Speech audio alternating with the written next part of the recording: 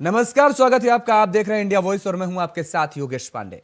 प्रदेश भर में स्वास्थ्य विभाग में आज सीएचओ, एएनएम और नर्सिंग समेत कई पदों पर नियुक्तियां की गई हैं।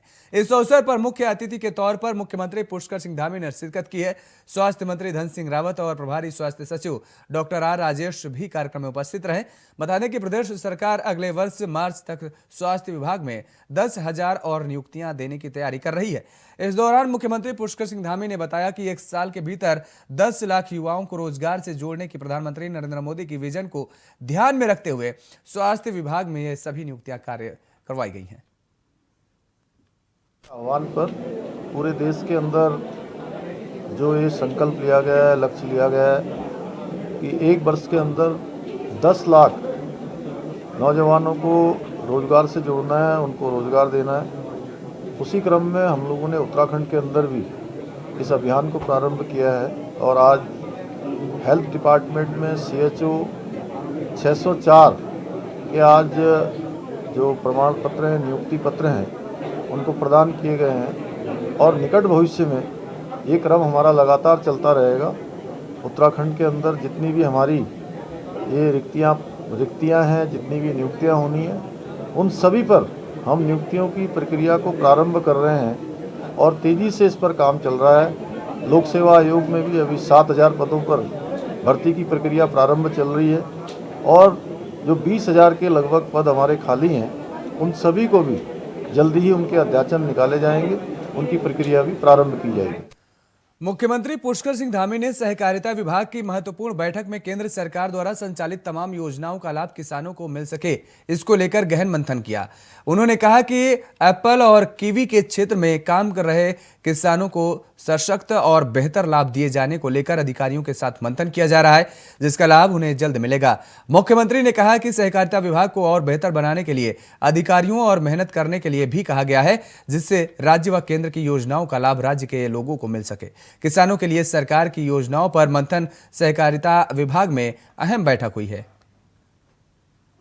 सहकारिता विभाग क्योंकि बहुत काफ़ी तेज़ी से किसानों के बीच में, हॉर्टिकल्चर वालों के बीच में और पशुपालन और डेयरी उद्योग और डेयरी समूह के लोगों के बीच में एक बहुत अच्छा समन्वय का काम कर रहा है। तो उसका और ज़्यादा से ज़्यादा कैसे एक नोडल के रूप में उसका उपयोग हो और जो भारत सरकार की, हमारी एनसीडीसी की जो योजनाएं हैं, जो सुविधाएं हैं, वो हमारे सीधे किसानों तक पहुँचें, उसके लिए हमने यहाँ विस्तृत वार्ता की है।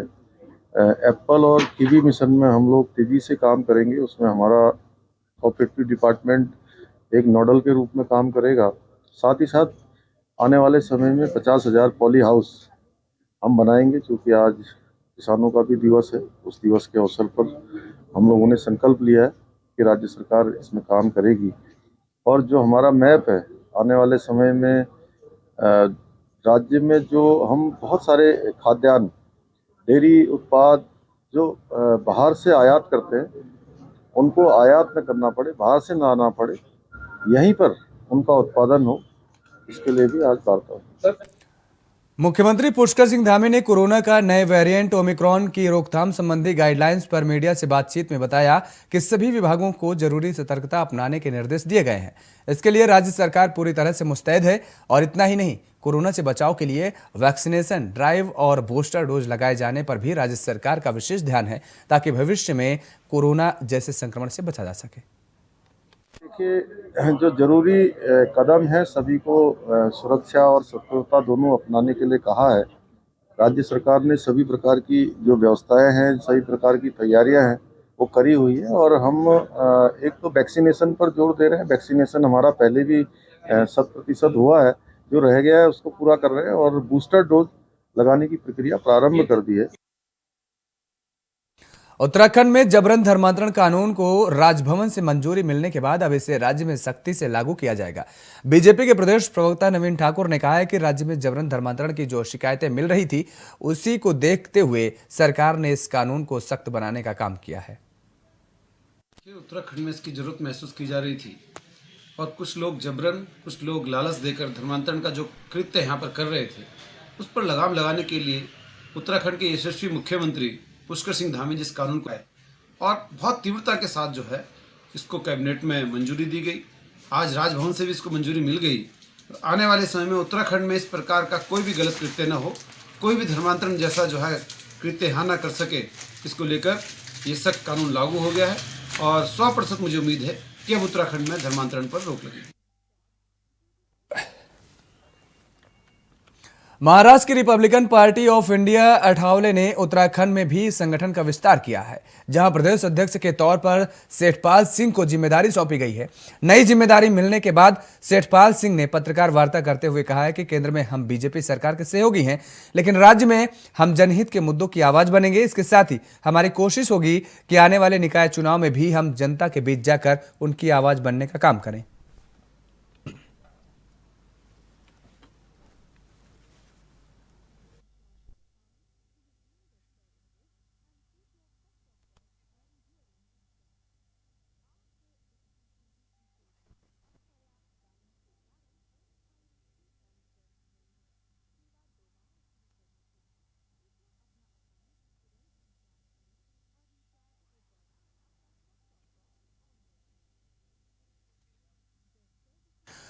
उत्तराखंड में आबकारी नीति को लेकर सियासत पहले भी होती थी, अब भी हो रही है और इस बार कांग्रेस धामी सरकार पर निशाने साध रही है। दरअसल इस बार कांग्रेस के प्रदेश अध्यक्ष करण माहेरा ने धामी सरकार पर वार किया है।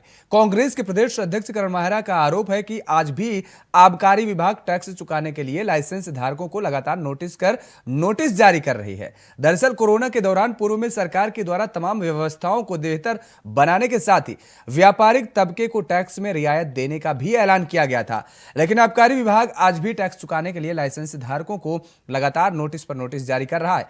कांग्रेस के प्रदेश अध्यक्ष करण माहेरा का आरोप है कि जब सरकार ने पूरे देश भर में एक नियम लागू किया गया था तो उसका पालन होना बेहद जरूरी था, लेकिन आबकारी विभाग में चंद अधिकारी पैसों की डिमांड करके लाइसेंस धारकों का उत्पीड़न कर रहे हैं, जिससे पता चलता है कि सरकारी व्यापारी तबके के लिए किस तरीके की सोच बनाए हुए हैं। अब इस मुद्दे पर पूरे उत्तराखंड में सियासत जोर पकड़ रही है।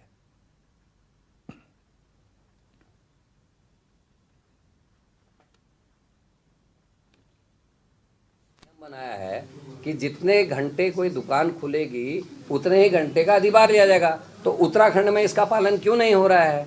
और पालन इसीलिए नहीं हो रहा कि इलीगल डिमांड्स हो रही हैं। तो कोविड काल का होगा, कोविड काल का तो है, वो भी व्यापारी ना, व्यापारी तो वो भी हैं। नहीं, मेरा ये मतलब है पूरे देश में लागू हो गया, उत्तराखंड अपवाद है भाई। वो चाहे किसी भी चीज़ का व्यापार कर रहा है, अधिभार दे रहा है गवर्नमेंट को ना, पैसा दे रहा है गवर्नमेंट को, तो उसके अधिकारों की रक्षा करना भी हम लोगों का काम है। हम ये कह रहे जब पूरे देश में एक नियम लागू है तो उत्तराखंड में अभी तक उस पर कार्रवाई क्यों नहीं हुई? अपर पुलिस अधीक्षक पौड़ी शेखर चंद्र सुयाल ने कोतवाली पौड़ी का अर्धवार्षिक निरीक्षण किया। इस दौरान उन्होंने कोतवाली में मालखाना अभिलेख, थाना परिसर में साफ सफाई व्यवस्था, थाना परिसर में खड़े वाहन और शस्त्रों के निरीक्षण के अलावा पुलिस कर्मियों की समस्याएं भी सुनी।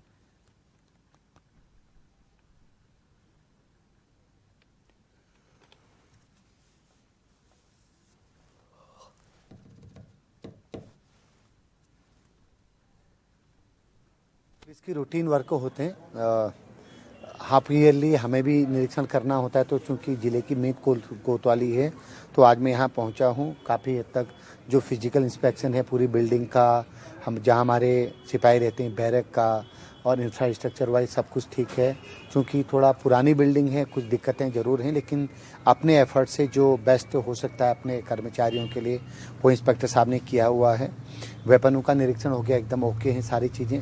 बाकी रिकॉर्ड अभी मेरे द्वारा देखा जाएगा, तो अभी तक सब बहुत बढ़िया। और उत्तराखंड में प्रमोशन का दौर जारी है। इसी कड़ी में 4 आईपीएस अधिकारियों के प्रमोशन किए गए हैं, जिन्हें डीआईजी से आईजी बनाया गया है। आपको बता दें कि 2005 बैच आईपीएस के मुख्तार मोहसिन का इसमें प्रमोशन हुआ है। इसके साथ ही आपको बता दें कि 2005 बैच के आईपीएस नीलेश आनंद भरणे का भी प्रमोशन किया गया है। उधर 2005 बैच के एसपीएस करण सिंह नगरन्याल का भी प्रमोशन किया गया है। वहीं इन लोगों के साथ 2005 बैच के एसपीएस के नारायण सिंह का भी प्रमोशन किया गया है।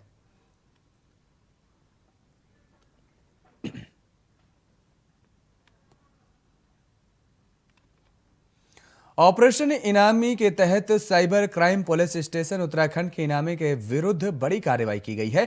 बंद पड़ी बीमा पॉलिसी के नवीनीकरण और प्रीमियम के शेयर मार्केट में लगाने की बात कहकर 68 लाख की धोखाधड़ी करने वाले गिरोह के मास्टरमाइंड को उत्तर प्रदेश से गिरफ्तार किया गया है और इसके साथ ही इसके दूसरे आरोपी अभी भी फरार चल रहे हैं।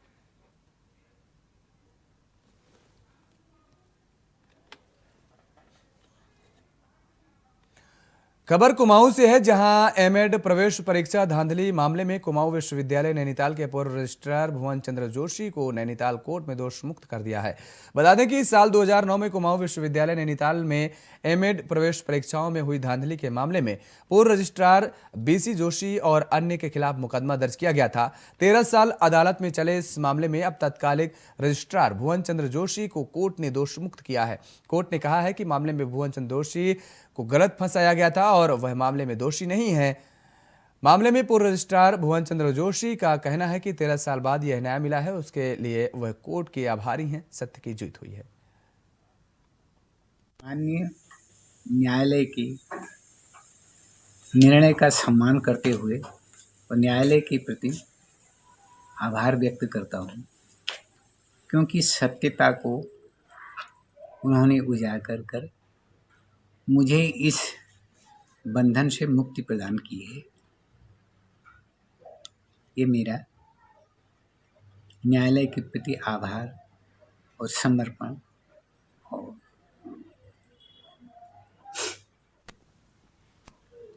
समर्पित है।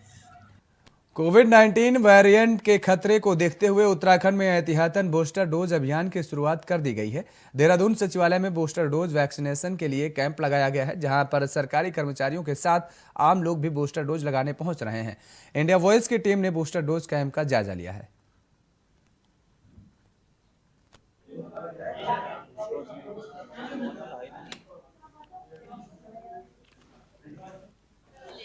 हल्द्वानी की चरमराई यातायात व्यवस्था को दुरुस्त करने के लिए इन दिनों नैनीताल पुलिस जगह जगह यातायात से संबंधित गोष्ठी का आयोजन कर जागरूकता अभियान चला रही है।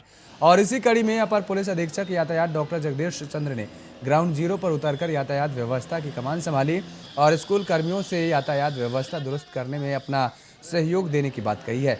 अपर पुलिस अधीक्षक यातायात डॉक्टर जगदीश चंद्र ने बताया है कि हाईवे पर स्कूल खुलने एवं बंद होने के समय यातायात व्यवस्था दुरुस्त न रहने की समस्या रहती है। उन्होंने कहा है कि जिसको देखते हुए स्कूल संचालकों को निर्देशित किया गया है।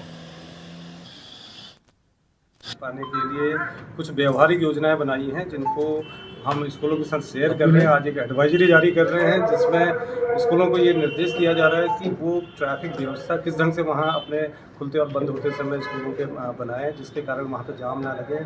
जो सामान्य कम्यूटर्स हैं, यात्री हैं, उनको जाम का सामना ना करना पड़े। इसके लिए कुछ उपाय बताए गए हैं जो इस ढंग से हैं कि खुलते समय और बंद होते समय स्कूलों के वहाँ पे अपने सुरक्षा कर्मी लगाएं, वो पर्याप्त संख्या में, जो ट्रैफिक को वहाँ पे मैनेज करें।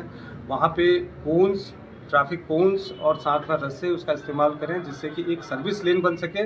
और जितने भी स्कूल बसें हैं, टेम्पू हैं, अभिभावक जो अपने प्राइवेट व्हीकल्स में लेके आ रहे हैं, वो एक लाइन पर लग कर बच्चों को अपना उतारें और साथ में लेके जाएं। सीसीटीवी कैमरे लगाने के लिए इसमें निर्देश किया गया कि उच्च क्वालिटी के सीसीटीवी लगाएं, जिससे कि बच्चों की सुरक्षा उसमें संग्रहित हो सके। खबर राजधानी देहरादून से है, जहां उत्तराखंड विधानसभा के बर्खास्त कर्मचारी अपने परिजनों के साथ 5वें दिन भी धरने पर बैठे दिखे, जिन्हें पूर्व में कैबिनेट मंत्री रहे मंत्री प्रसाद नैथानी ने बर्खास्त कर्मचारियों के अनशन का अपना समर्थन भी दिया है।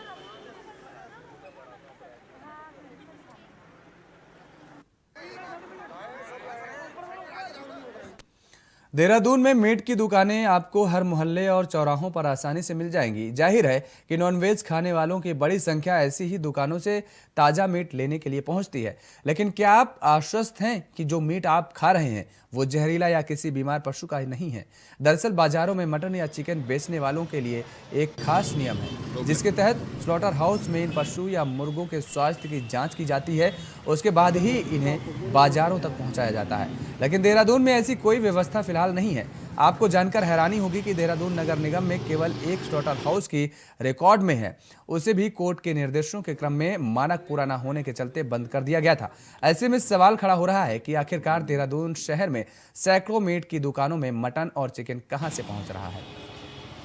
देखिए वर्तमान में सबसे पहले मैं एक आपको क्लियर कर दूं कि हम लोग यहाँ भी कोई संचालित ऐसा कोई वो स्लॉटर हाउस नहीं है, क्योंकि वो अधिनियमों के अंतर्गत और जो पूर्व में जो कोर्ट के डिसीजन हुए थे उसके अनुसार बने हुए नहीं हैं।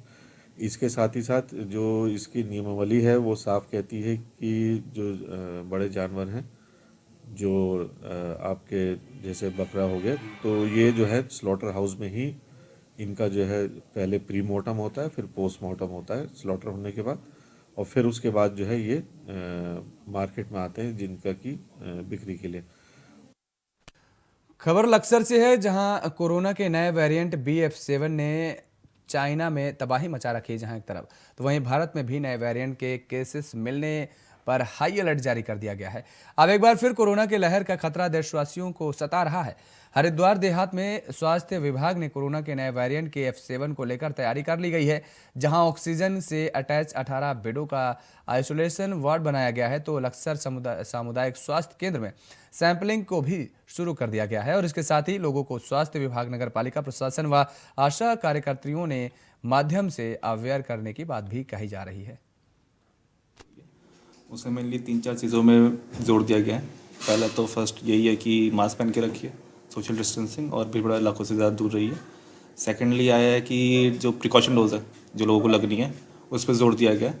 तो उसमें हम डाटा का वो पूरा सर्वे कर रहे हैं और हमने डिस्ट्रिक्ट से डिमांड भी करी है कि हमें इतनी प्रिकॉशन डोज चाहिए, और अभी बहुत जल्दी 1-2 दिन में ही हम अपनी CSC, PSC और सब सेंटरों में वैक्सीनेशन स्टार्ट करा देंगे प्रिकॉशन डोज का। कहूँगा कि जिन लोगों को अभी तक प्रिकॉशन डोज नहीं लगी है, चाहे वो कोविशील्ड हो या कोवैक्सीन हो, वो CSC में आके एक नंबर हम डिस्प्ले कर देंगे कि उनसे पता कर लें कि कहाँ का वैक्सीनेशन हो रहा है, जिस कारण सब अपना तीसरा डोज ले लें। उत्तराखंड के महाविद्यालयों में छात्र संघ चुनाव को लेकर प्रचार अभियान तेज हो गया है। आज प्रत्याशियों के पास प्रचार का आखिरी दिन है। कल यानी 24 दिसंबर को सभी महाविद्यालयों में मतदान किए जाएंगे। प्रदेश के 11,000 छात्र छात्राओं वाले सबसे बड़े महाविद्यालय देहरादून के DAV PG कॉलेज में छात्र संघ चुनाव को लेकर प्रचार अभियान अपने चरम पर है। छात्र संगठनों की ओर से अपने प्रत्याशियों के समर्थन में जमकर रैलियां निकाली जा रही हैं। उत्तराखंड में छात्रों के जो DAV से एक आवाज उठाई थी जब कोरोना काल हुआ था, उस कोरोना काल में आप देखिए कि जहां छात्रों की उम्र चली गई थी, उस के लिए एक PIL भी डाली थी आपने हाईकोर्ट में। हाईकोर्ट ने डिसीजन दिया उस PIL पे कि 2 साल की छात्रों को छूट दी जाए जो कोरोना काल में जिन्होंने चुनाव नहीं लड़ा, और वो लड़ाई भी अंकित बिष्ट ने लड़ी। तमाम यहाँ पे आपने देखा होगा धन सिंह रावत जी यहाँ पे नहीं चाहते थे कि चुनाव हो, क्यों? जानते थे कि इस बार AP हार रही है, लेकिन हमारे अंकित रावत, तमाम छात्र नेता, युवा साथियों ने लड़ाई लड़ी और फाइनली अब इस DAV कॉलेज में चुनाव होने जा रहा है और निश्चित रूप से इस बार अंकित बिष्ट इस DAV कॉलेज के अध्यक्ष बनेंगे। पार्टी छात्रों के साथ खिलवाड़ कर रही थी और वो चाह रही थी कि हम छात्र संघ के चुनाव नहीं करें। अंकित बिष्ट वो था जो NSY का हमारा आज कैंडिडेट है, वो व्यक्ति ऐसा था कि जो कोर्ट में गया और कोर्ट ने उनके पक्ष में निर्णय लिया, और आज जो चुनाव की परिणति देखने को मिल रही है, राज्य भर में चुनाव हो रहे हैं, ये अंकित बिष्ट की देन है और ये हमारे यहाँ से कैंडिडेट है। और जिस प्रकार से आपने देखा अंकिता हत्याकांड हुआ, जो हमारे महाविद्यालय में पढ़ने वाली जो हमारी बहनें हैं, जो हमारी माता हैं, वो आज भी पूछ रही हैं कि वो VIP कौन है, उसका नाम उजागर करना चाहिए। उत्तराखंड आने वाले लोगों के लिए परेशानी बन सकती है ठंड, क्योंकि अभी भी राज्य में बर्फबारी और बारिश को लेकर कोई अपडेट नहीं दिख रहा है। मौसम विभाग के निदेशक विक्रम सिंह की माने तो 25 से 26 के आसपास उत्तराखंड में मौसम बदल सकता है, लेकिन उस दौरान भी राज्य के उच्च हिमालय क्षेत्रों में जैसे उत्तरकाशी, चमोली, पिथौरागढ़ आदि ऊंचाई वाले क्षेत्रों में हल्की से हल्की बारिश हो सकती है, लेकिन अन्य जगहों पर इसी प्रकार से मौसम शुष्क रहेगा। 30 तारीख तक के बीच में तो कोई विशेष एक्टिविटी नहीं है। 25 को आप देखेंगे थोड़ी बदली छाएगी, 26 को भी रहेगी, और छुटपुट लाइट एक्टिविटी रेन स्नो की जो हाई रीचेज है उत्तरकाशी, चमोली, पिथौरागढ़ डिस्ट्रिक्ट की, उनमें थोड़ी बहुत हल्की या हल्की एक्टिविटी कहीं कहीं पर वो मिल सकती है। उसके बाद फिर मौसम साफ हो जाएगा और जब आप 30 या 31 तक भी जाते हैं तो एक्टिविटी उसमें अभी तक दिख नहीं रही है। हालांकि एक पश्चिमी विक्षोभ जो है 30 के अराउंड आएगा, 30 तारीख के आसपास में आएगा, लेकिन उसका असर अभी जो दिख रहा है वो जम्मू कश्मीर या हिमाचल तक थोड़ा दिख रहा है, लेकिन उत्तराखंड पे उसका असर नहीं दिख रहा है। अगर आगे कुछ इसमें परिवर्तन आता है तो वो चीज़ बताई जाएगी। तो आप ये कह सकते हैं कि मोटा मोटा अभी आगे भी जो है कोई विशेष एक्टिविटी नहीं है। छुटपुट के अलावा 25 रात से लेकर 26 शाम तक जो एक्टिविटी वो दिखेगी। हरिद्वार में अवैध अतिक्रमण के खिलाफ प्रशासन की कार्रवाई लगातार जारी है और शुक्रवार को हरिद्वार के जिलाधिकारी विनय शंकर पांडे ने जटवाड़ा पुल, कनखल चौक बाजार समेत कई अतिक्रमण वाले चिन्हित स्थानों का निरीक्षण किया और अधीनस्थ अधिकारियों को सख्ती से अतिक्रमण हटाने के निर्देश दिए हैं। गौरतलब है कि प्रशासन की चेतावनी के बाद हरिद्वार के भारत माता मंदिर रोड पर किए गए अतिक्रमण को स्वयं ही हटा लिया गया है, जिस पर जिलाधिकारी विनय शंकर पांडे ने साधु संतों और व्यापारियों की इस पहल की सराहना की।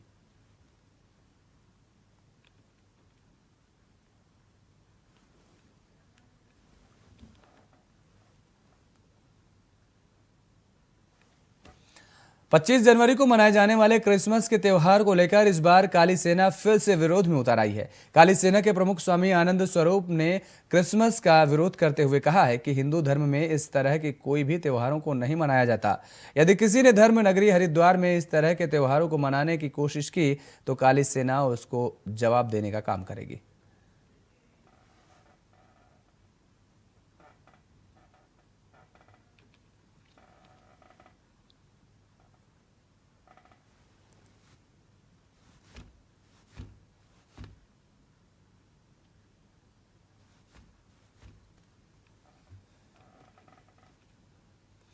आज पुलिस मुख्यालय में आयोजित उत्तराखंड पुलिस मंथन समाधान एवं चुनौतियां पुलिस सप्ताह में मुख्य सचिव उत्तराखंड शासन डॉक्टर एस संधू द्वारा प्रतिभाग किया गया। मुख्य सचिव ने कहा कि पुलिस अधिकारियों के साथ आज यातायात व्यवस्था के साथ ही क्राइम से संबंधित तमाम विषयों पर भी चर्चा की गई। पुलिस के साथ ये आज इंटरेक्शन लगभग 1 घंटे का हुआ, जिसमें डीजीपी साहब ने भी बताया कि प्रदेश में क्या कुछ चल रहा है, जो क्राइम की स्थिति क्या है, क्या क्या केस जो रिसेंटली अच्छे इन्वेस्टिगेट हुए हैं और जो मीडिया को पहले ही पता है, और उसके बारे में बात हुई। ट्रैफिक के क्या क्या इश्यूज हैं, क्योंकि देहरादून में भी और उत्तराखंड में भी जैसे ट्रैफिक की प्रॉब्लम धीरे धीरे बढ़ रही है, कुछ पदों की रिक्तियां हैं जो जिसके कारण पुलिस वालों के ऊपर प्रेशर ज़्यादा बढ़ जाता है जब रिक्तियां ज़्यादा होती हैं। उसकी भी बात हुई कि जल्दी से जल्दी वो भर्ती करके जितने पद खाली हैं उनको पूरा। राजधानी देहरादून में साइंग्रेस एकेडमी इंटरनेशनल के 20वें स्थापना दिवस को बड़े धूमधाम से मनाया गया। स्थापना दिवस के इस कार्यक्रम में लेफ्टिनेंट जनरल A.K. बख्शी मुख्य अतिथि के रूप में मौजूद रहे।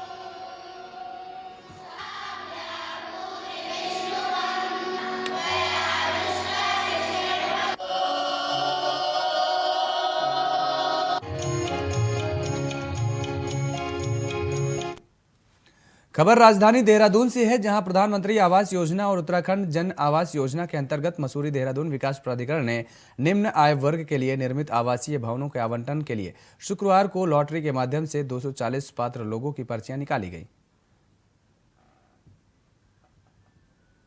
धौलास योजना में 240 हमने EWS के भवन बनाए हैं।